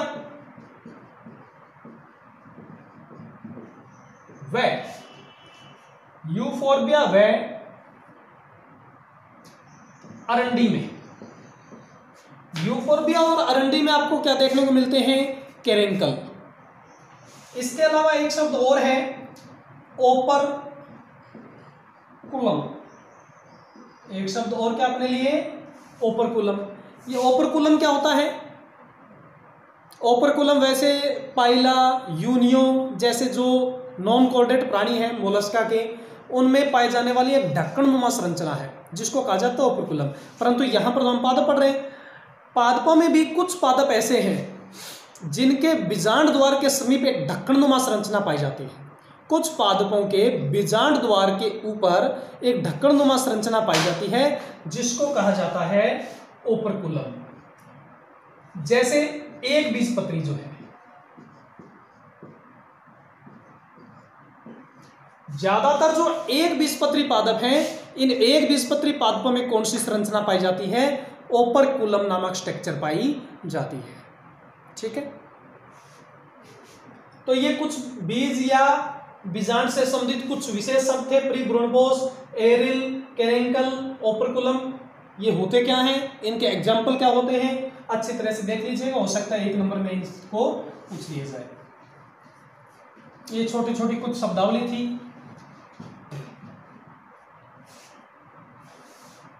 अब बीजांड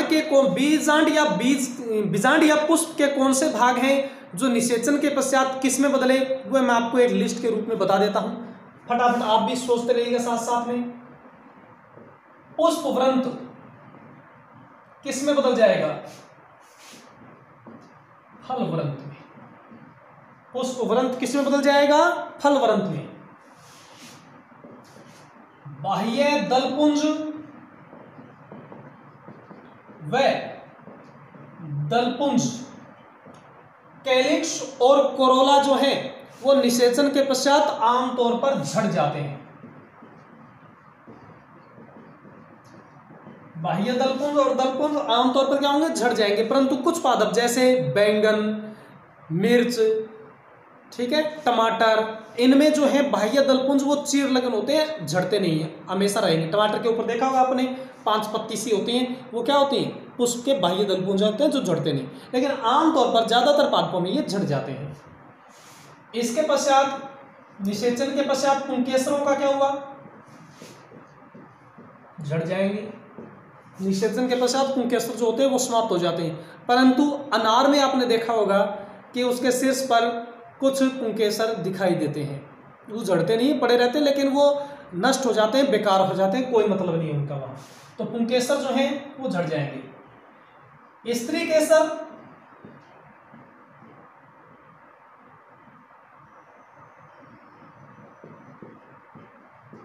स्त्री केसर में कौन कौन से भाग हैं और उनका क्या हुआ?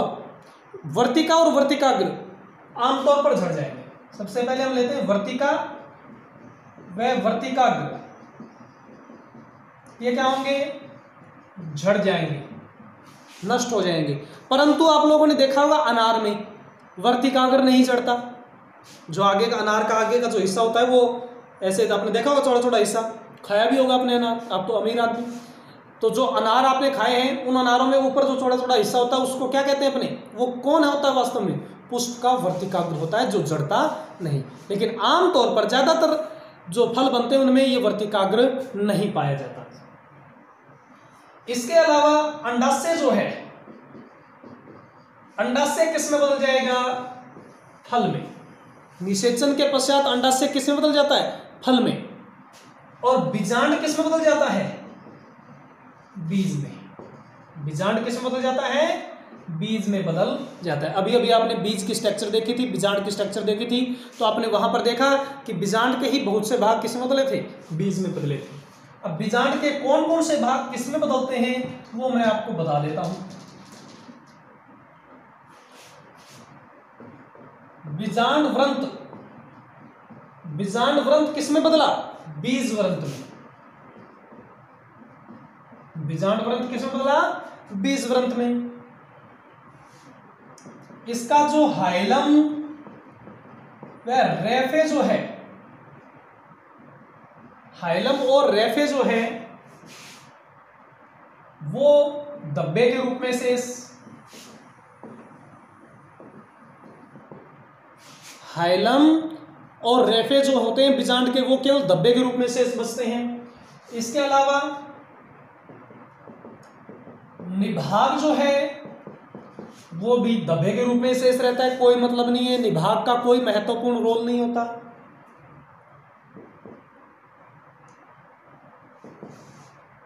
निभाग के पश्चात अपने देखें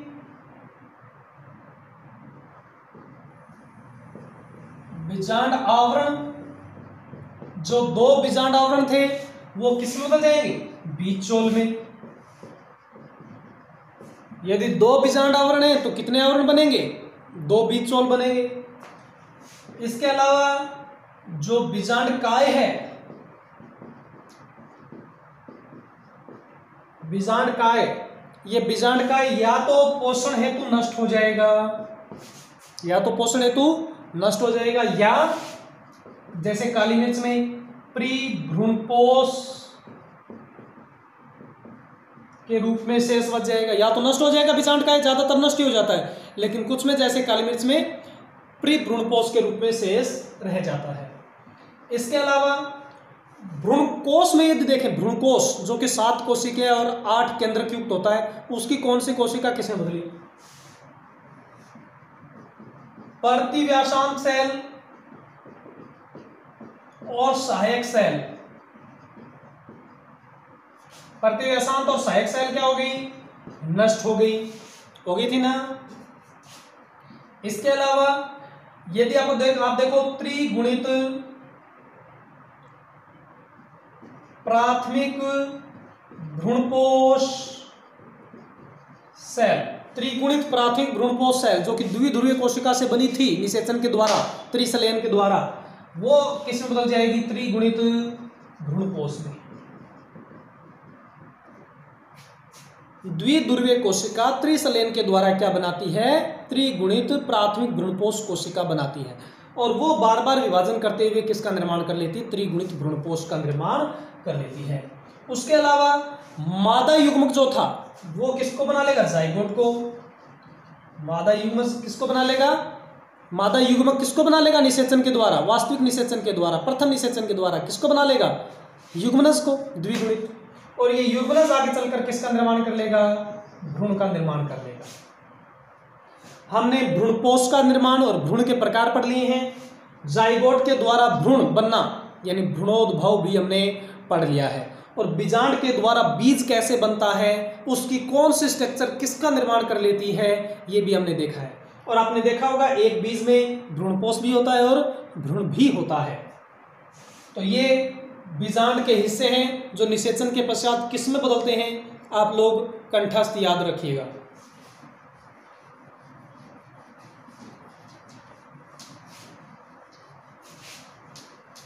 इसके पश्चात यदि मैं आप लोगों को बताऊं बीज के प्रकार, अपना अगला टॉपिक क्या है, बीज के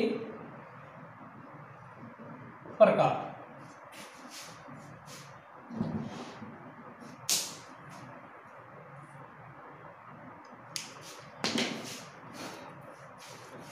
भ्रूण के परिवर्धन के पश्चात, भ्रूण के परिवर्धन के पश्चात, भ्रूण का परिवर्धन किसमें हो रहा है? बीज में। भ्रूणपोष शेष बचा है या नहीं बचा? आपको पता है बीज में पाए जाने वाला भ्रूणपोष उसमें पाए जाने वाले भ्रूण के परिवर्धन के लिए पोषक पदार्थ प्रदान करता है। अब भ्रूण पूर्ण रूप से परिवर्धित हो चुका है, तो भ्रूणपोष शेष बचा है या नहीं बचा, इसके आधार पर बीज दो प्रकार के हो सकते हैं। पहले प्रकार के बीज जो हैं अभ्रूणपोषी बीज, नाम से स्पष्ट हो गया, कोई रट्टा नहीं लगाना, केवल एग्जाम्पल आप लोगों को ध्यान रखने हैं। अभ्रूणपोषी बीज यानी ऐसे बीज जिनमें भ्रूण परिवर्तन के पश्चात भ्रूण शेष नहीं बचता है, मतलब जब तक भ्रूण परिवर्तित हो रहा है तब तक वो भ्रूणपोष सारा का सारा परिवर्धन में समाप्त हो गया। यानी ऐसे बीज जिनमें भ्रूण के परिपक्व होने के पश्चात भ्रूणपोष शेष नहीं बचता, उनको हम कहते हैं अभ्रूणपोषी बीज। जैसे कि ज्यादातर द्विबीजपत्री जो है, कौन? द्विबीजपत्री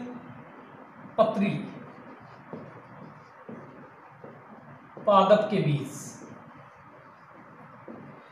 द्विबीजपत्री पादपों के जो बीज हैं वो कैसे होते हैं? अभ्रूणपोषी होते हैं, यानी एक परिपक्व बीज में आपको भ्रूणपोष नहीं मिलेगा। एग्जाम्पल के तौर पर चना, द्विबीजपत्री के एग्जाम्पल आप कोई भी ले लो, जैसे कि चना हमने ले लिया, मटर ले लो, उनमें वो कैसे होते हैं? चना और मटर अभ्रूणपोषी होते हैं। ठीक है, अब सवाल ये उठता है कि उनमें भ्रूणपोष तो समाप्त हो गया, अब जब बीज अंकुरित होगा, भ्रूण जब अंकुरित होगा, तो अंकुरण के समय ये पोषण कहां से लेगा? अंकुरण के समय ये पोषण कहां से लेगा? तो वो पोषण लेता है बीज पत्रों से। तो ध्यान रखिएगा, अभ्रूणपोषी बीज में बीज अंकुरण के लिए पोषण जो है वो बीज पत्र से लेता है। किससे लेता है? बीज पत्र से। अब कई बार पूछ लिया जाता है बीज पत्र क्या होते हैं, तब आप कैसे बताओगे? आपको पता तो है बीज पत्र क्या है, देखे भी हैं आपने, चित्र भी बना सकते हो आप, लेकिन बताओगे कैसे कि क्या होते हैं बीज पत्र? तब वहां पर आप बता देना, परीक्षा में पूछ लिया जाए कि बीज पत्र क्या होते हैं, तब आप क्या बताओगे? बीज के अंकुरण के समय सबसे पहले दो पीली और मोटी तथा मांसल पत्तियां निकलती हैं। बीज के अंकुरण के समय सर्वप्रथम दो मोटी पीले रंग की और मांसल पत्ती जैसी संरचनाएं निकलती हैं, उनको हम बोलते हैं बीज पत्र। ठीक है, अब आप चने के बीज को खोलो, ऐसे चने के बीज को आप भिगो लो और भिगोने के पश्चात अगले दिन जब वो फूल जाए तब फूले हुए को आप इस प्रकार से खोलो, उसके चौड़े हिस्से पर अंगूठे लगाकर दोनों तरफ से ऐसे खोल दो। कैसी स्ट्रक्चर निकलेगी? यहाँ पर बीच में आपको एक भ्रूण मिलेगा और दोनों तरफ इस प्रकार से स्ट्रक्चर बन जाएगी। तो ये बीच में जो है वो भ्रूण है, एक सफेद रंग का आपको छोटा सा हिस्सा दिखाई देगा, वो तो है भ्रूण। और भ्रूण से जुड़े हुए दोनों हिस्से जो हैं, जो आपने खोलकर साइड किए, यानी जिसको आप दाढ़ बोलते हो, दाढ़, दोनों साइड के हिस्से जो हैं वो क्या है? बीज पत्र है। तो आप ऐसे ये चित्र बना सकते हो बीज पत्र का, भ्रूण का चित्र बना के भी बीज पत्र दिखा सकते हो, और ये भी बता सकते हो कि अंकुरण के समय जो सबसे पहले दो पत्ती नुमा संरचनाएं जो मोटी मांसल पीले रंग की होती हैं उनको अपने बोलते हैं बीज पत्र। तो ये अभ्रूणपोषी में अंकुरण के समय ये पोषण कहां से लेगा? बीज पत्रों से। अभ्रूणपोषी क्या होते हैं? एग्जाम्पल आपको पता चल गई। इसके जस्ट विपरीत कौन है? भ्रूणपोषी बीज। भ्रूणपोषी बीज कौन से बीज हैं? भ्रूणपोषी बीज। कैसे बनाओगे? वे बीज जिनमें भ्रूण के पूर्ण रूप से परिवर्तित होने के पश्चात भी भ्रूणपोष शेष बचा रहता है, उनको अपने बोलते हैं भ्रूणपोषी बीज। एग्जाम्पल, एक बीजपत्री जितने भी हैं, एग्जाम्पल में कौन आ जाएंगे? इसमें द्विबीजपत्री आए तो इसमें कौन आ जाएंगे? एक बीजपत्री। जैसे मक्का, बाजरा। तो एक बीजपत्री कैसे बीज होते हैं? भ्रूणपोषी। और द्विबीजपत्री कैसे होते हैं? अभ्रूणपोषी। अब अगला टॉपिक अपने देखेंगे फल।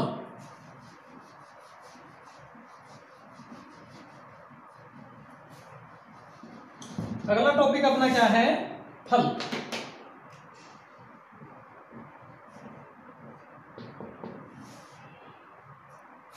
आपको पता होना चाहिए फल केवल एंजियोस्पर्म पादपों में ही बनते हैं।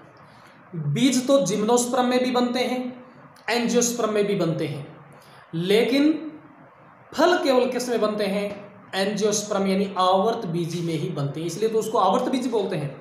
ऐसे पादप जिनके बीज फल रूपी आवरण में परिवर्तित हो ऐसे पादप जिनके बीज फल रूपी आवरण में पाए जाते हैं उनको अपने बोलते हैं आवर्त बीजी पादप। अब ये फल क्या है? फल का निर्माण किससे होता है? निषेचित अंडाशय से। निषेचित अंडाशय से फल का निर्माण होता है। तो फल की परिभाषा आप बना सकते हो, कैसे बनाओगे? निषेचित अंडाशय से बनी मासल संरचना। निषेचित अंडाशय से बनी मासल संरचना जिसमें बीज पाए जाते हैं उसको अपने बोलते हैं फल। तो निषेचित अंडाशय से किसका निर्माण होता है? फल का निर्माण होता है।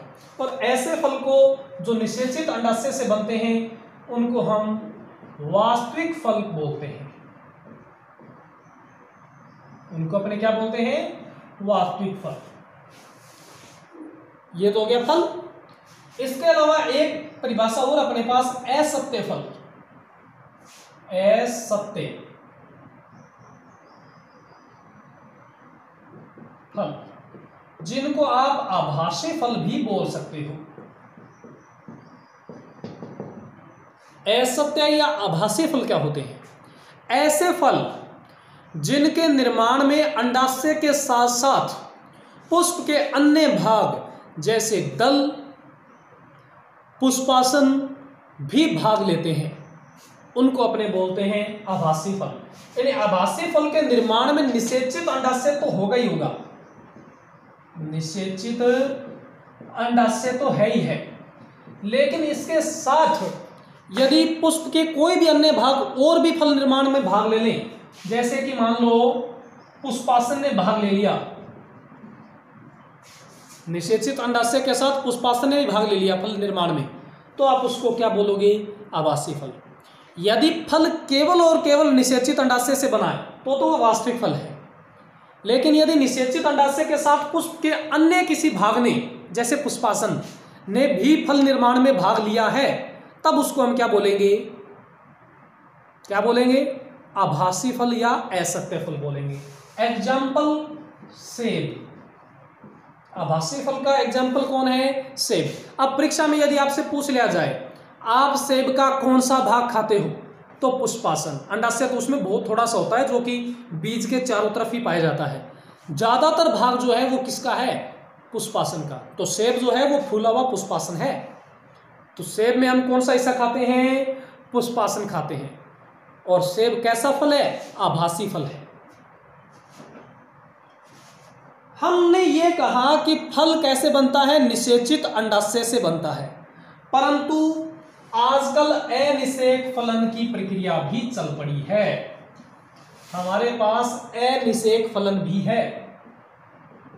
अनिषेक फलन ये प्राकृतिक भी होता है और कृत्रिम भी होता है। सबसे पहले अपने प्राकृतिक देख लेते हैं। नाम देखो, अनिषेक फलन, नाम से परिभाषा हो जाएगी, याद करनी नहीं। यदि फल का निर्माण, फलन का मतलब फल का निर्माण, यदि फल का निर्माण बिना निषेचन के ही हो जाए, अनिषेचित अंडाशय से बनेगा तो अंडाशय से ही फल, फल किससे बनेगा? अंडाशय से। यदि फल का निर्माण बिना निषेचन के ही अनिषेचित अंडाशय से हो जाए तब इस घटना को अपने बोलते हैं अनिषेक फलन। यानी बिना निषेचन के ही अंडाशय से फल का निर्माण होना अनिषेक फलन कहलाता है।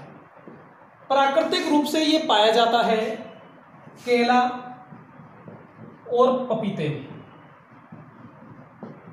केला और पपीता ये दो पादप ऐसे हैं जिनमें अनिषेक फलन पाया जाता है। यहां पर आप ध्यान रखो, निषेचन नहीं हुआ तो बीजांड भी निषेचित नहीं हुआ, और जब तक बीजांड निषेचित नहीं होता तब तक बीज का निर्माण नहीं होगा। अब ये फल तो बन गया, लेकिन ऐसे फल जो हैं वो बीज रहित होते हैं। ऐसे फल, अनिषेचित फल जो होते हैं वो कैसे होते हैं? बीज रहित होते हैं। आप लोगों के दिमाग में प्रश्न आया होगा, पपीते में तो बीज पाए जाते हैं, तो हमने एग्जाम्पल कैसे ले लिया?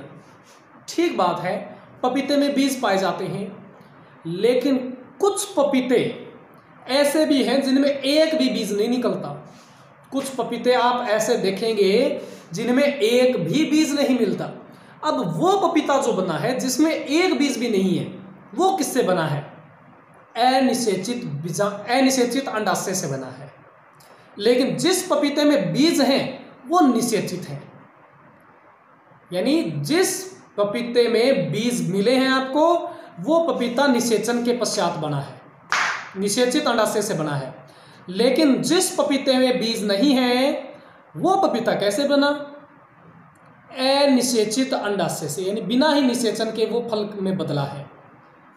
तो केले में तो बीज होते नहीं है, तो ये तो हमेशा ही एग्जाम्पल है। इसके अलावा पपीता भी आप एग्जाम्पल रख सकते हो अच्छी तरह से। तो ध्यान रखिएगा, बिना निषेचन के ही यदि अंडाशय से फल का निर्माण होता है तो उसको अपने बोलते हैं अनिषेक फलन। और अनिषेक फलन वाले फलों में बीज नहीं होते, इसलिए इनका आर्थिक महत्व भी ज़्यादा होता है। आर्थिक महत्व क्यों ज़्यादा होता है? आप सोचो, अमरूद खा रहे हो, तरबूज खा रहे हो और उसमें बीज आ रहे हैं, और बीज आ रहे हैं तो तरबूज खाने का मज़ा किरकिरा हो जाता है। इसलिए वर्तमान में जो ककड़ी हैं, पपीता हैं, अमरूद, सॉरी पपीता नहीं, ककड़ी, टमाटर, अंगूर, तरबूज, कुछ ऐसे फल आ रहे हैं जो बिना बीज के आ रहे हैं। वास्तव में तो उनमें प्राकृतिक रूप से बीज होते हैं, लेकिन कुछ हार्मोना का छिड़काव करके, ये तो प्राकृतिक अनिषेक फलन। प्राकृतिक अनिषेक फलन का एग्जाम्पल कौन हो गया? पपीता और केला। अब मैं आपको बता रहा हूं कृत्रिम अनिषेक फलन। हमारे पास कुछ ऐसे हार्मोन हैं जैसे कि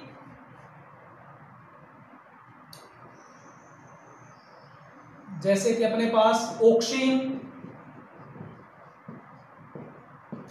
व जिब्रेलिन।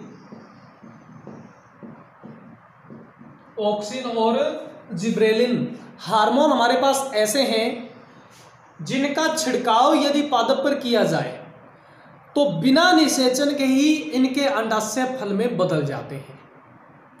तो हम ऑक्सिन और जिब्रेलिन के द्वारा अनिषेक फलन करवा सकते हैं, जिसको कृत्रिम अनिषेक फलन कहा जाता है।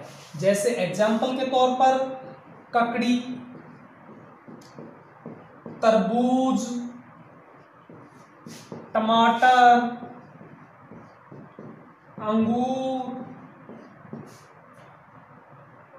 अमरूद, इनमें अनिषेक फलन करवाया जा सकता है। प्राकृतिक रूप से तो इनमें निषेचित अंडाशय से ही फल बनते हैं, बीज बनेंगे। लेकिन यदि हम इन पर ऑक्सिन और जिब्रेलिन का छिड़काव करें, इन पर यदि ऑक्सिन और जिब्रेलिन का यदि छिड़काव किया जाए तो इनसे अनिषेचन, बिना निषेचन के ही फल का निर्माण करवाया जा सकता है, बीज रहित फल प्राप्त किए जा सकते हैं। तो कृत्रिम अनिषेक फलन किसमें? ककड़ी, तरबूज, टमाटर, अंगूर और अमरूद। और प्राकृतिक अनिषेक फलन किसमें? केला और पपीता। ठीक है, इसी के साथ आपका ये तीसरा पाठ समाप्त हुआ। आप लोगों का बहुत बहुत धन्यवाद। इसके बाद अगले वीडियो में हम पढ़ेंगे पाठ नंबर 4।